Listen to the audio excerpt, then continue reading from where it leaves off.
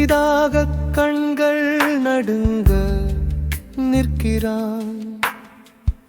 இந்த குளிர் காற்றில் அணிந்திருக்கும் சணலாடையை உலர செய்வதற்காக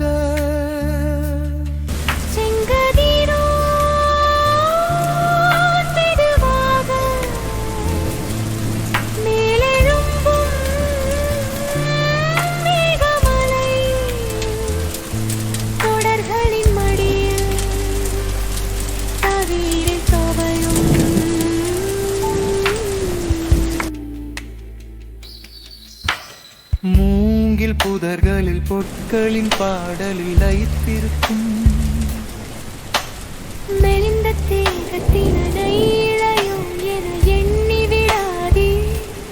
அவற்றுக்கென சிறிது தானியங்களை அவன் வைத்திருக்கக்கூடும். பிளவுற்ற பாதரேகைகள் போன்ற நிலங்களையும் சுருண்டிருக்கும் கெண்டைக்கால் நரம்புகளை போன்ற நதிகளையும் இரைப்பை போன்ற பாலை நிலங்களையும்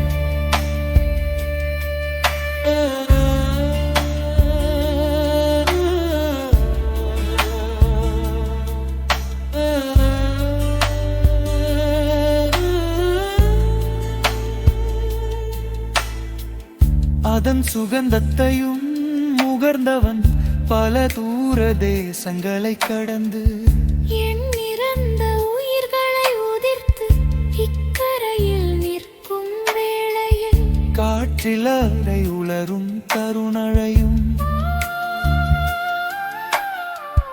தனக்கான இருப்பு என்பதையும் அறிவான்.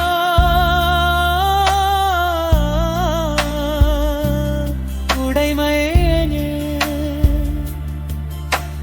சிறிய துணி பொதியதிலோர் இசைக்கருவி.